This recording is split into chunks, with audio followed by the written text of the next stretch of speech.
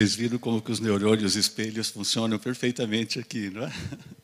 Já nessa idade, querendo fazer exatamente o que a mãe faz, até para ligar o microfone. E é perseverante, hein, irmã? Tem perseverança.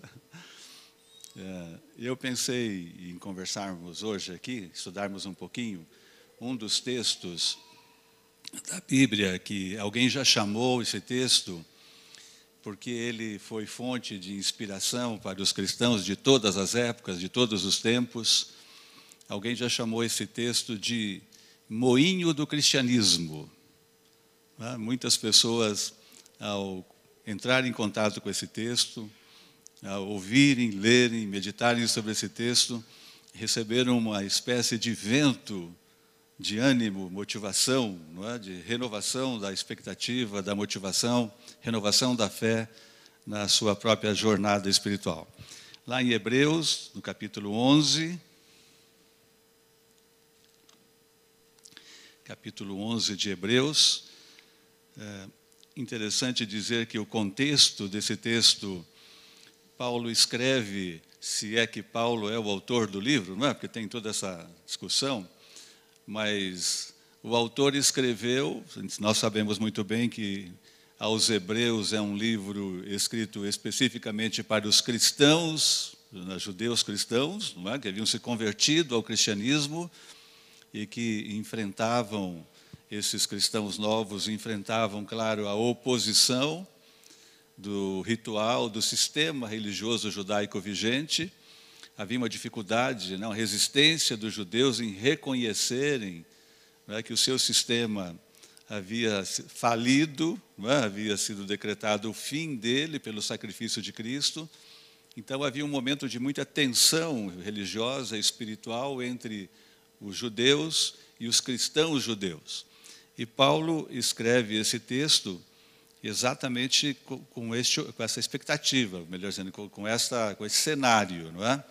Ele tenta, o autor do livro tenta mostrar aos judeus cristãos, não é?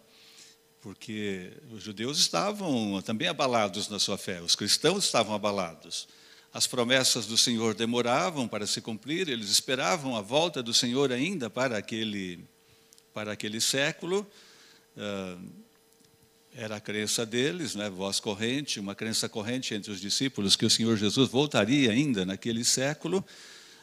O Senhor não voltou, e muitos judeus que haviam se convertido ao cristianismo começaram então a duvidar, a questionar um pouco as promessas todas, e alguns começaram a abandonar a fé e voltar ao judaísmo, voltar ao sistema tradicional, o sistema histórico da religião judaica.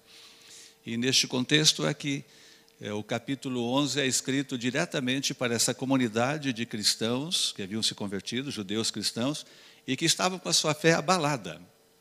Então o autor vai e busca dentro da Bíblia, da história da religião judaica, não é? Do Velho Testamento, ele vai mostrar sobretudo com esse texto que não fazia e não faz, como não fazia nenhum sentido aquele ritual judaico das obras, dos sacrifícios, da lei, do mérito, do esforço, não é? Das obras humanas. Ele está mostrando então aqui que a base da salvação, não é? O meio pelo qual os crentes de todos os tempos se apropriaram da salvação, o meio foi a fé. Não foi a obra, não teve mérito, não foi lei. E ele invoca uma série de nomes da história judaica, por isso que ele vai pegar os nomes principais do Velho Testamento, para mostrar para esses judeus cristãos que estavam com a fé abalada, mostrar, olha, nem esses que vocês consideram os pais de vocês, também não foram salvos pela lei, também não foram salvos pelas obras. Não tem mérito nenhum pessoal na salvação deles. Eles também foram salvos pela graça. Não é salvo pela fé. A fé é o meio pela qual nós nos apropriamos da graça. A fé nos leva à graça, é a graça que nos salva, não é? Porque a fé também, senão a fé se torna um mérito. É nesse contexto que o autor escreve aos irmãos cristãos judeus daquela época. E ele pega os patriarcas, não é? Em torno dos quais os judeus tinham toda uma reverência, tinha todo um respeito, não é? Por eles. Então, no verso 8, por exemplo, fazendo um recorte desse capítulo, vai invocar o maior de todos os patriarcas para os judeus. Os judeus têm dois grandes patriarcas para eles, Abraão e Moisés, quase que na mesma dimensão, não é? Mas Abraão é considerado o pai da nação judaica, não é? O pai da fé. Então, do ponto de vista espiritual, há muitos estudiosos que falam que para os judeus Abraão estava numa dimensão superior a Moisés. Não porque ele antecede a Moisés, mas porque, de fato, ele é superior. E é, sem dúvida nenhuma, uma história absolutamente instigante, né? A história de Abraão é uma história plena de todos os aspectos que a gente possa querer considerar na vida de um servo de Deus por este mundo do mal, não é? Quero ler aqui só uns versículos. Então, diz lá a partir do versículo 8, não é? Pela fé, Abraão, quando chamado, obedeceu, a fim de ir para um lugar que devia receber por herança, e partiu sem saber para onde ia. Pela fé, peregrinou na terra da promessa, como em terra alheia, habitando em tendas com Isaque e Jacó, herdeiros com ele da mesma promessa, porque aguardava a cidade que tem fundamentos, da qual Deus é o arquiteto e edificador. Pela fé também, a própria Sara recebeu o poder para ser mãe, não obstante o avançado de sua idade, pois teve por fiel aquele que lhe havia feito a promessa. Por isso também de um, aliás, já amortecido, saiu uma posteridade tão numerosa como as estrelas do céu e inumerável como a areia que está na praia do mar. Todos estes morreram sem ter obtido as promessas, vendo-as, porém, de longe e saudando-as e confessando que eram estrangeiros e peregrinos sobre a terra.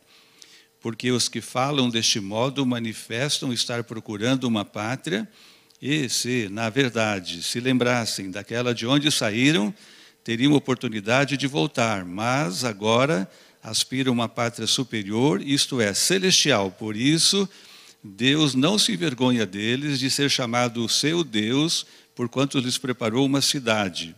Pela fé, Abraão, quando posto à prova, ofereceu Isaque, estava mesmo para sacrificar o seu unigênito, aquele que acolheu alegremente as promessas, a quem se tinha dito: Isaque será chamado a tua descendência, porque considerou que Deus era poderoso até para ressuscitá-lo dentre os mortos.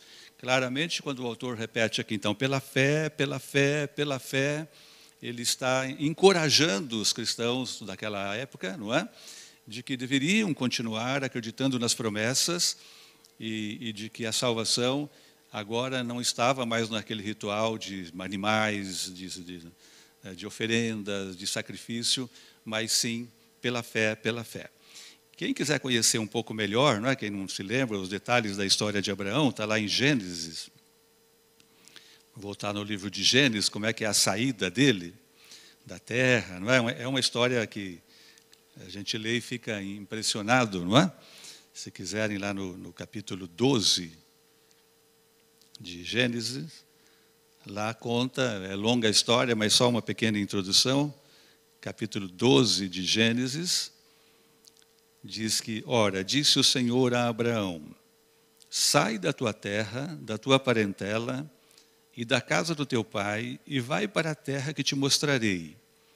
E de ti farei uma grande nação, e te abençoarei, e te agradecerei. Sê tu uma bênção, abençoarei os que te abençoarem, e amaldiçoarei os que te amaldiçoarem. Em ti serão benditas todas as famílias da terra. E partiu, pois, Abraão, como lhe ordenara o Senhor, e Ló foi com ele. E tinha Abraão 75 anos, quando saiu de Harã. Levou Abraão consigo a Sarai, sua mulher, e a Ló, filho de seu irmão, e todos os bens que havia adquirido, e as pessoas que lhes acresceram em Harã. Partiram para a terra de Canaã, E lá chegaram. E atravessou Abraão a terra até Siquém, até o carvalho de Moré. Nesse tempo os cananeus habitavam essa terra. Apareceu o Senhor a Abraão e lhe disse: darei à tua descendência essa terra. E aí continua a história. Não é? Dessa história, irmão, nós podemos extrair, fazer relações maravilhosas para os nossos dias. Não é? É interessante que o apóstolo, se foi Paulo que escreveu Hebreus, antes de chegar em Abraão, ele invoca Abel, Enoque e Noé. Antes de começar a falar de Abraão, lá em Hebreus, no capítulo 11, ele invoca Abel, né, o primeiro cadáver da humanidade. Abel foi o primeiro cadáver humano. Eu fico imaginando como é que foi a experiência da morte para os pais, não é? Lidar com o primeiro cadáver humano. Como é que fizeram, não é? Como é que certamente os anjos do Senhor instruíram e confortaram Adão e Eva, mas ele invoca Abel, ele invoca Enoque, aí ao contrário, né? Alguém que não passou pela morte, não é? Que foi arrebatado. E aí chega em Noé, que diferentemente de Abraão, Noé, ele também demonstrou muita fé, 120 anos construindo, né, a arca, mas Noé viu a promessa realizar-se. Não é? Noé viu o dilúvio, Noé viu a sua família ser salva, Noé conduziu todo o processo das promessas de Deus, não é? Todo o conjunto de promessas. Ele vivenciou o antes, o durante e o depois. Ao contrário de Abel, ao contrário do próprio Abraão, porque Abraão não viu. Abraão dormiu no Senhor sem noção de que as promessas se cumpriram. Não é? Mas o que chama a atenção aqui é que quando Deus chama Abraão, Ur era uma cidade, não é? Só tem hoje as ruínas, os arqueólogos ainda escavam Ur, fica ali na região da Mesopotâmia. Não é? Ur era uma cidade seguramente a mais desenvolvida da época, se estima por volta de 60, 70 mil pessoas já só no perímetro urbano, portanto era a maior cidade do planeta na época, uma cidade que já tinha um sistema de educação, onde as crianças frequentavam a escola, os professores eram muito rigorosos, batiam nas crianças. Não é? Ali apareceu a escrita, o sistema cuneiforme, o primeiro alfabeto, né, aquele sistema de cunhas, por isso chama cuneiforme. Os arqueólogos descobrem, havia um sistema já de aquedutos, já havia sistemas assobradados, tinha bairros nobres, bairros mais simples. Era uma cidade espalhada, então era certamente uma região muito maior que São Caetano, não é? Assim, territorialmente. Mas uma cidade com governo já instituído, com moeda. Era a Nova York da época, vamos dizer assim. Não é? Então, Abraão teve que deixar a melhor cidade da época. E o que é incrível aqui é a idade, não é, meus irmãos? Abraão viveu, se eu não me engano, 175 anos, 170 anos, mais ou menos isso. Mas o Senhor chama Abraão com 75 anos. Não é? E quando o Senhor aparece para Abraão e disse: sai daqui. Não é? Sai da tua terra, sai da tua parentela, sai, Abraão. E 75 anos. Sara devia ter por volta de 65 anos. Muitos de nós, com 75 anos, não é? Já estamos pensando em aposentadoria. E o Senhor comissiona Abraão para uma missão desse tamanho, a partir dos 75 anos. Mas fiquei pensando, não é? Que algumas lições que a gente pode extrair dessa experiência de Abraão, dessa missão de Abraão, nesse contexto todo histórico e também espiritual. A nossa vida cristã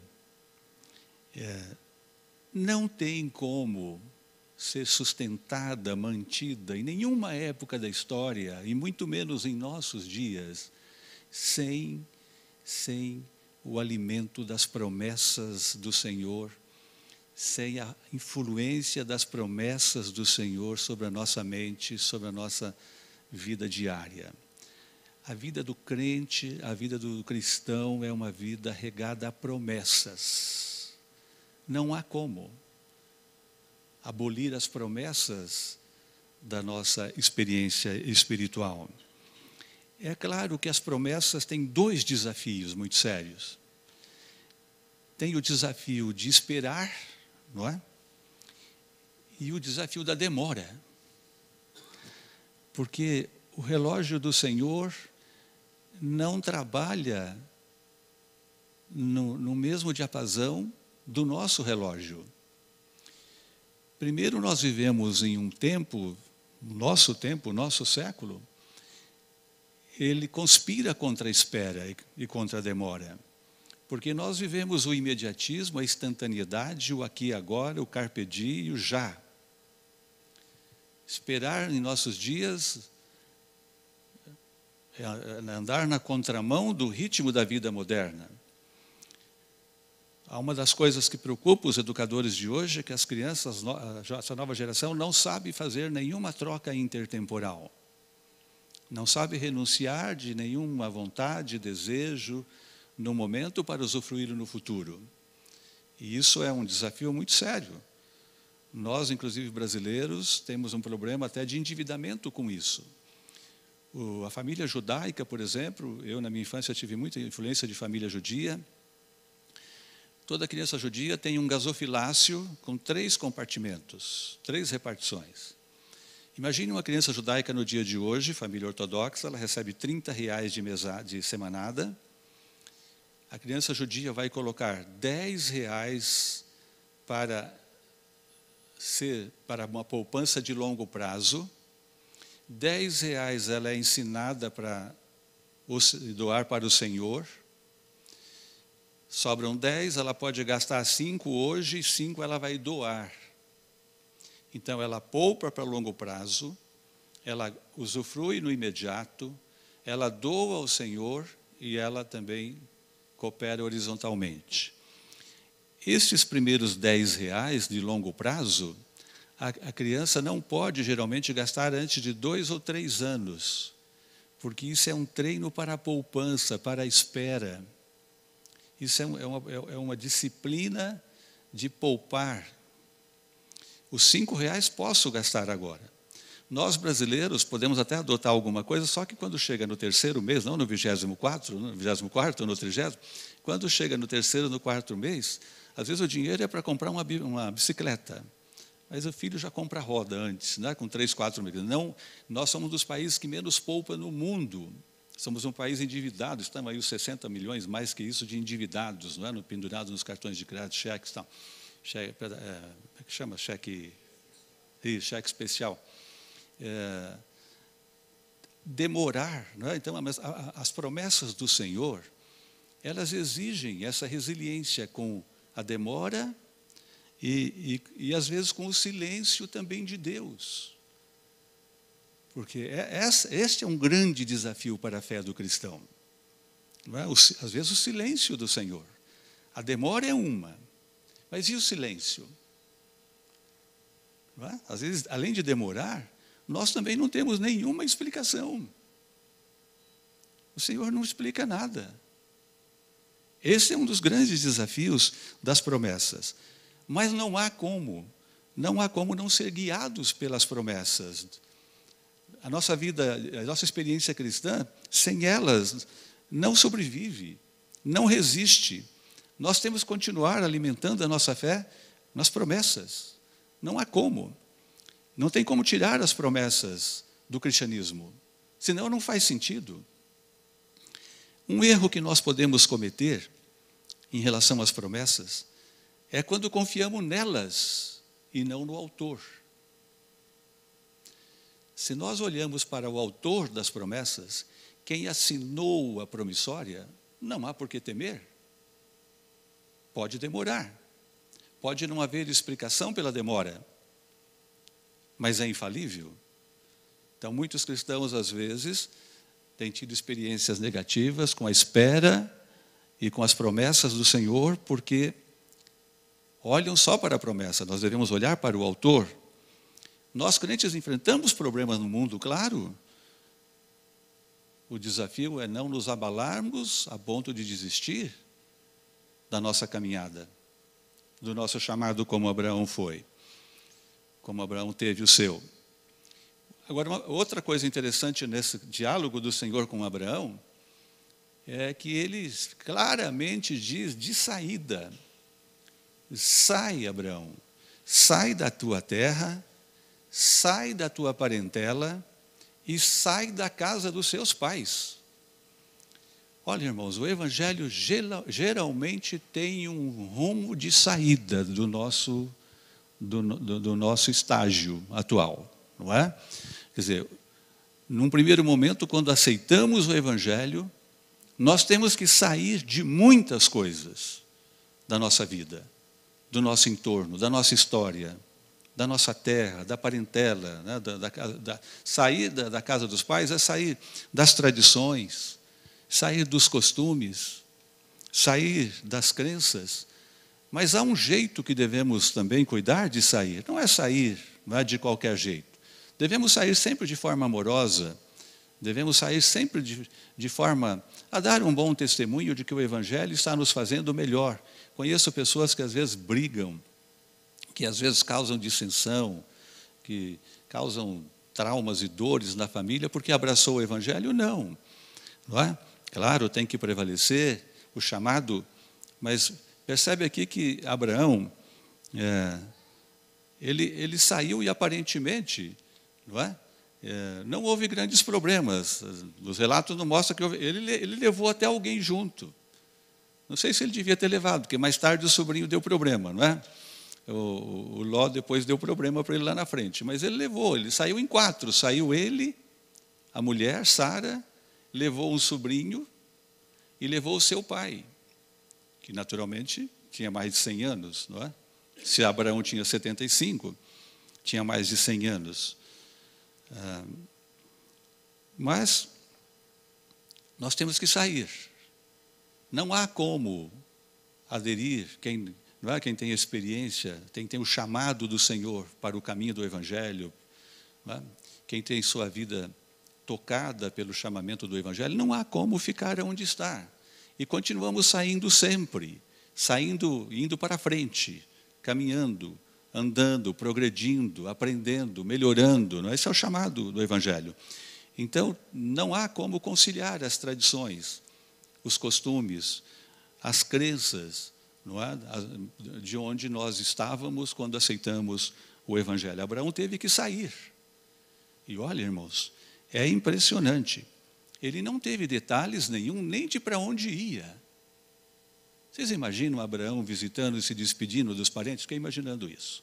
Olha, eu recebi um anjo do Senhor, o Senhor falou comigo e mandou eu ir. Mas para onde você vai, Abraão? Não sei. Abraão, você está maluco.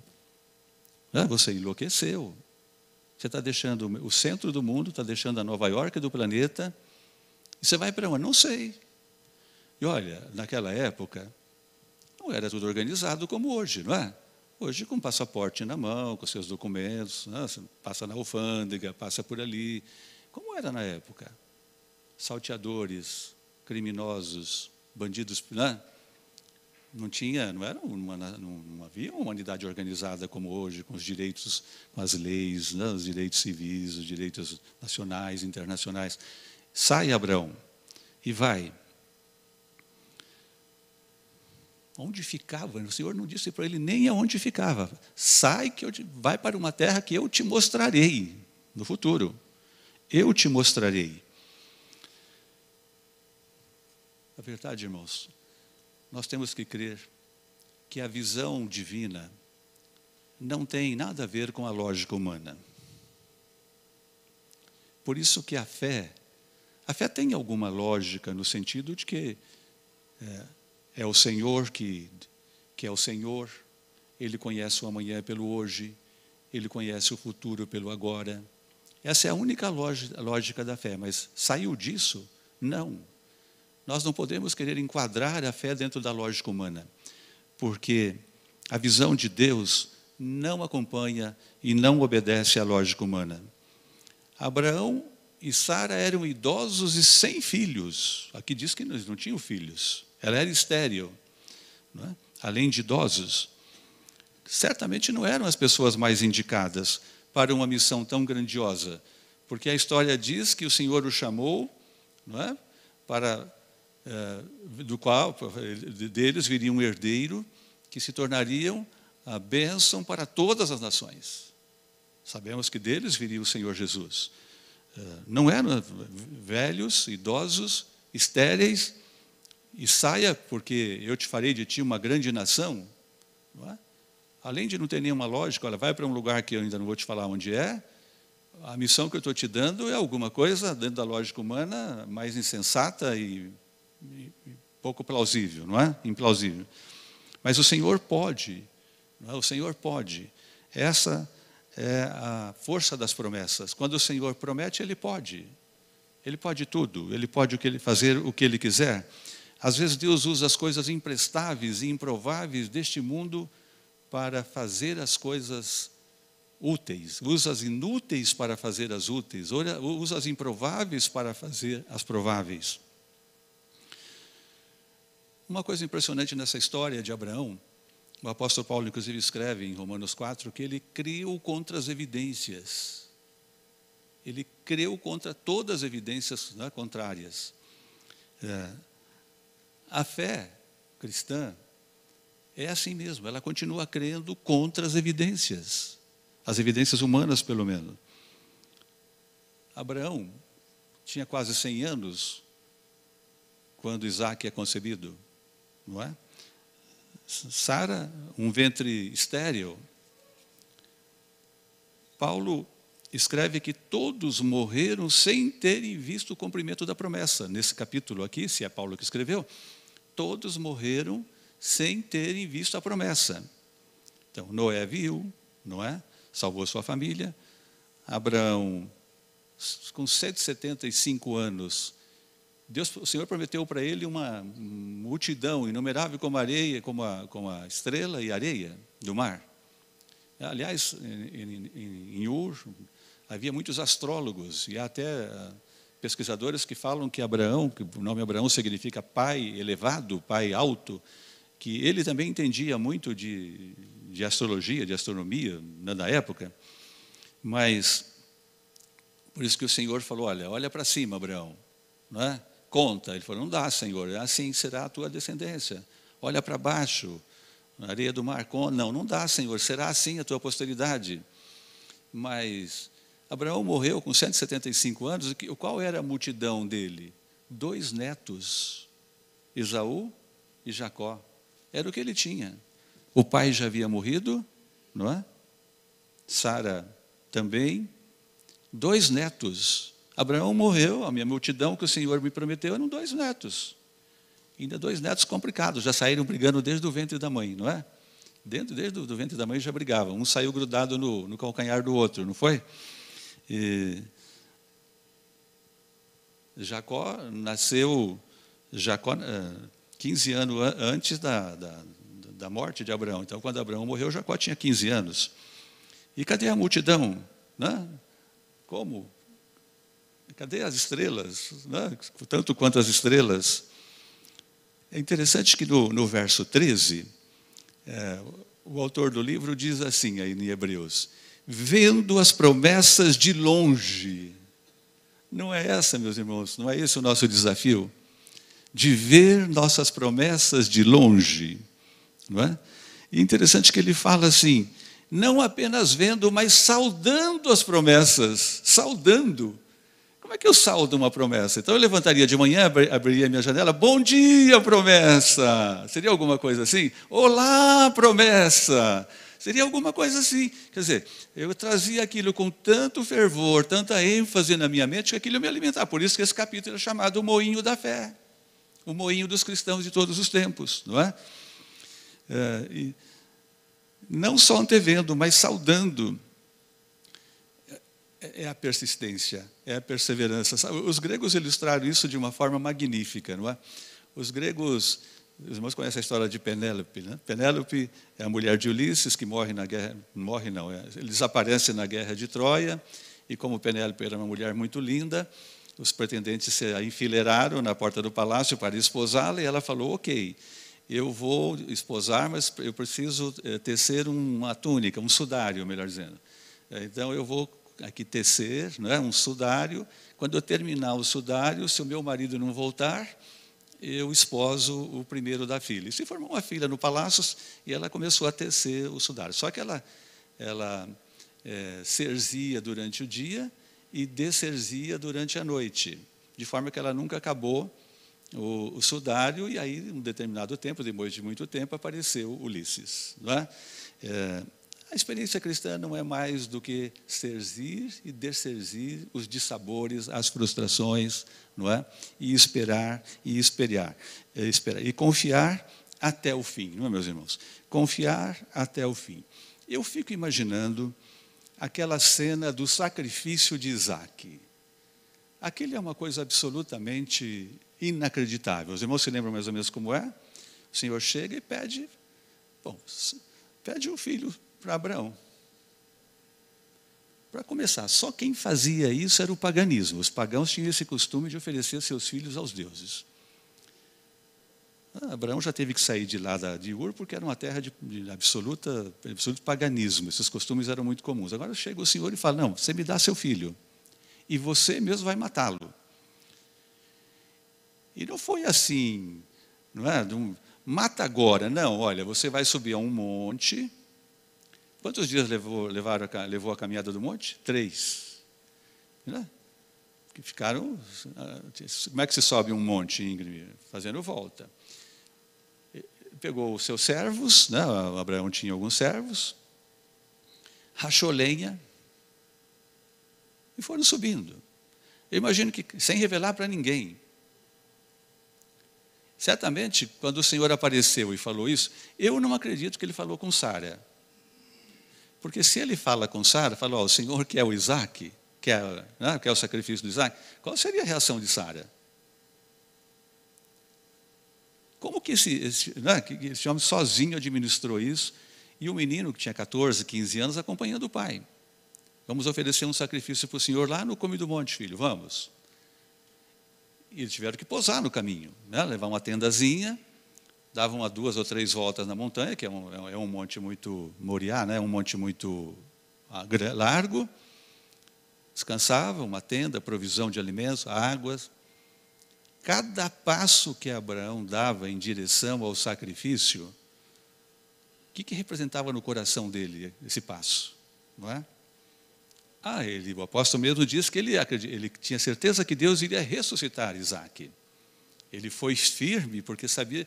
Mas, irmãos, como degolar um filho? Oferecer um filho? E prepara todo ali o holocausto, a lenha. Amarra o Isaac, não é? A Bíblia diz. Isaac ainda pergunta, mas pai, e o cordeiro? Onde está o cordeiro? Aqui está a lenha, está tudo pronto. Mas e o cordeiro? E Abraão ainda responde, o Senhor proverá, filho. Não é?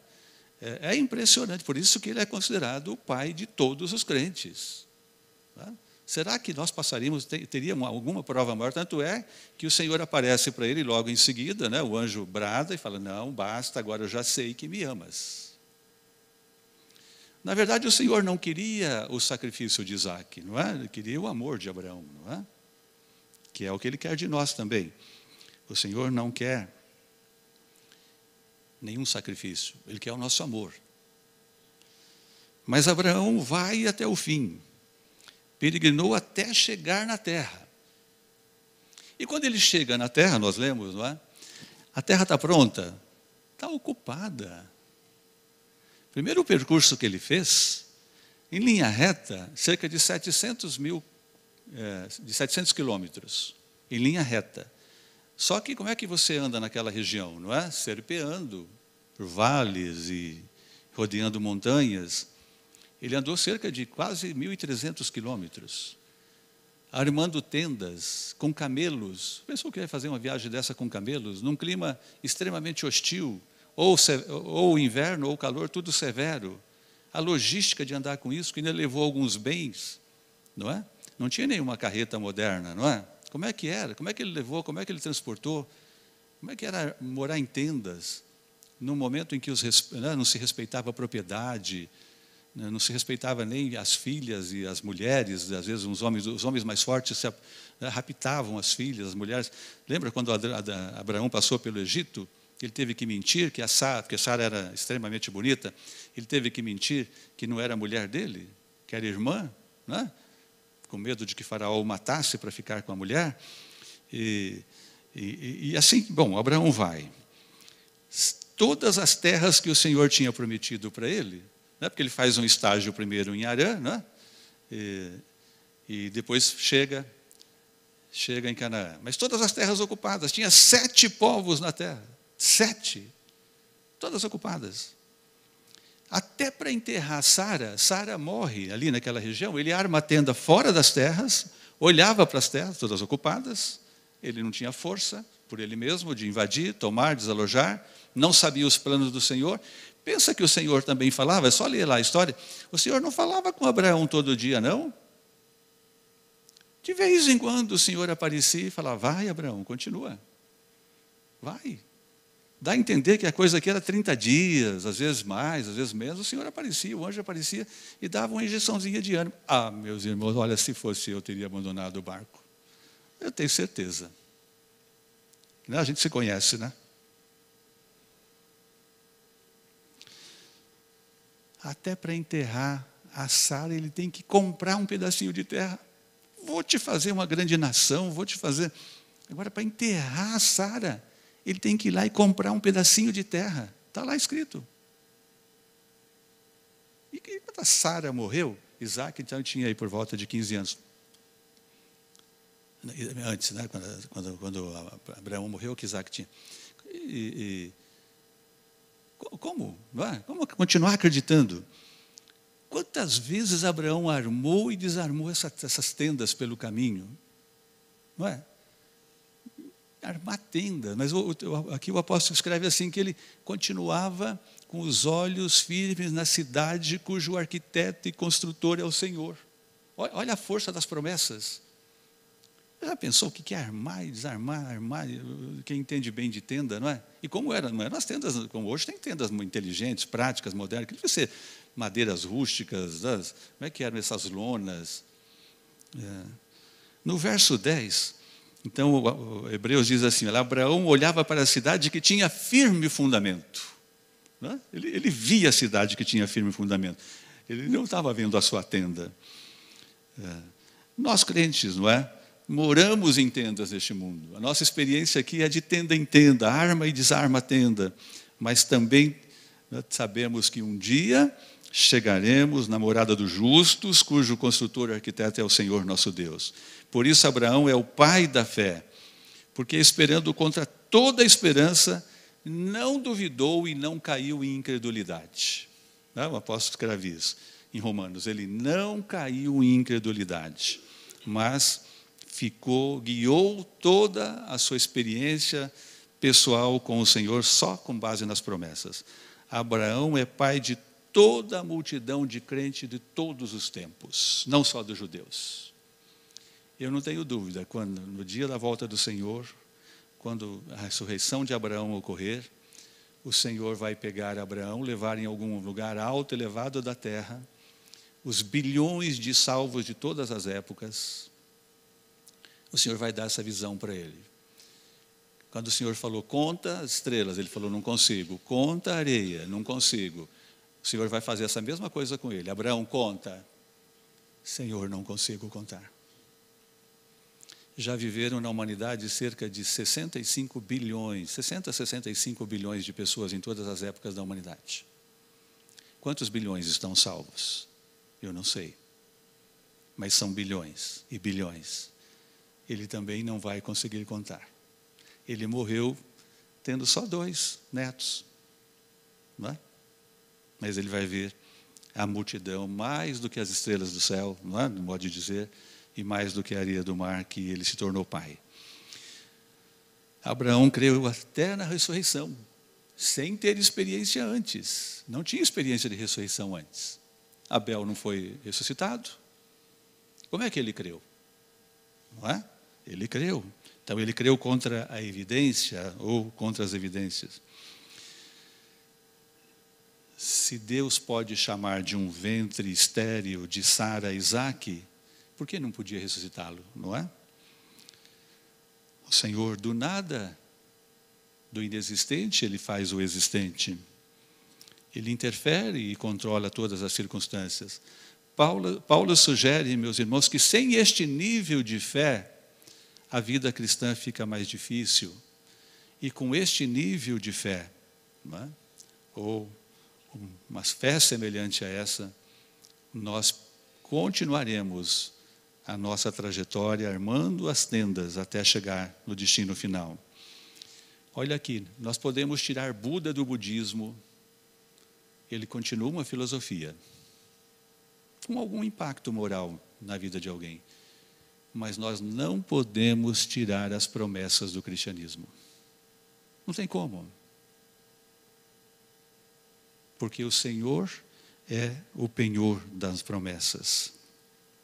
Ou seja, o que nos salva não são as promessas. Na fé não deve estar na promessa, mas em quem as fez, não é? Não era uma fé ingênua de Abraão, apesar de, aparentemente, contra todas as evidências, né, aparentemente insensata, porque Abraão olhou por cima do horizonte humano. Nenhuma filosofia moralista pode nos motivar a ponto de resistir todas as intempéries, as vicissitudes, os contratempos, senão as promessas do Senhor. No verso, lá em Romanos, que Paulo também trata disso, capítulo 4 de Romanos, no verso 20 e 22, ele escreve assim: todos esses desafios de Abraão não enfraqueceram, esses desafios não enfraqueceram a sua fé, antes fortaleceu e não o levou à incredulidade. Abraão teve abalos. Lembra de Agar? Lembra do Egito? Não é? Ele vacilou, mas não se tornou um incrédulo. Nós também vacilamos, mas o perigo não é o vacilo, é a incredulidade. O desafio não é cair, mas é ficar caído, não é? O riso de Sara também não foi escárnio. Ismael, irmãos, foi filho não da incredulidade de Abraão, mas da impaciência de Sara. Ismael não foi filho da incredulidade de Abraão, mas foi da impaciência da mãe. Não estou aqui querendo dizer que a Sara é inferior, mas a nossa fé então pode ser abalada. Podemos até questionar ao Senhor, mas nós não podemos cair na incredulidade. Lembra-se de Jó, como Jó questionou o Senhor? Jó fez muitas perguntas a Deus. Questionou, dialogou, contendeu, inquiriu. Silêncio do Senhor. Até o momento que o Senhor responde com a sua onisciência, com a sua sabedoria. O Senhor começa a responder para Jó com perguntas.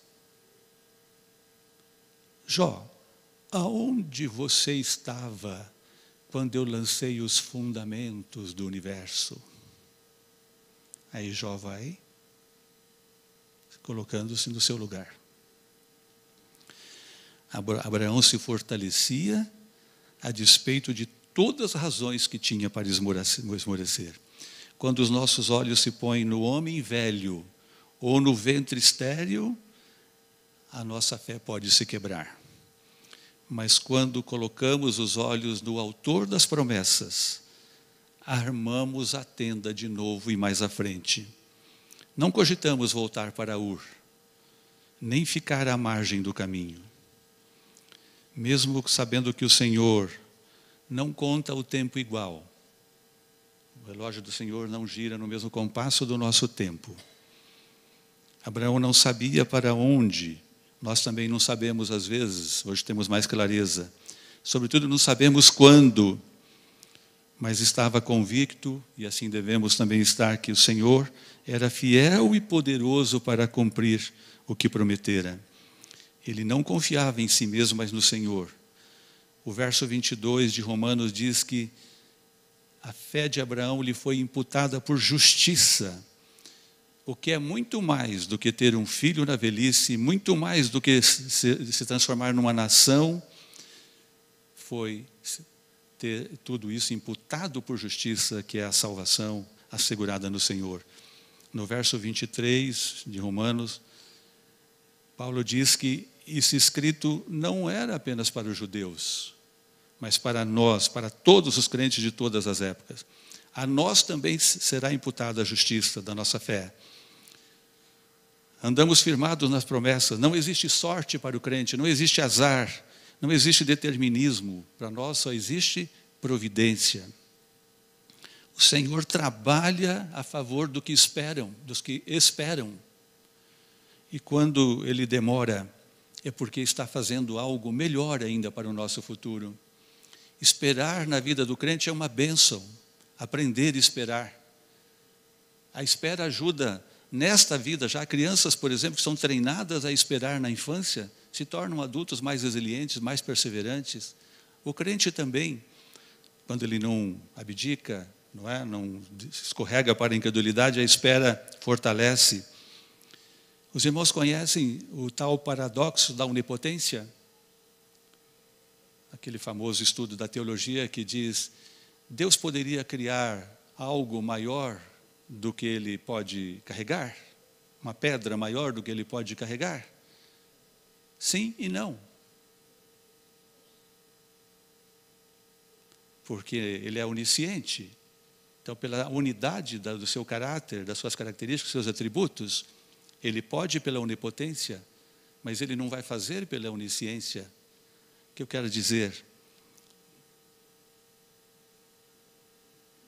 Duas coisas fundamentais para nós crentes.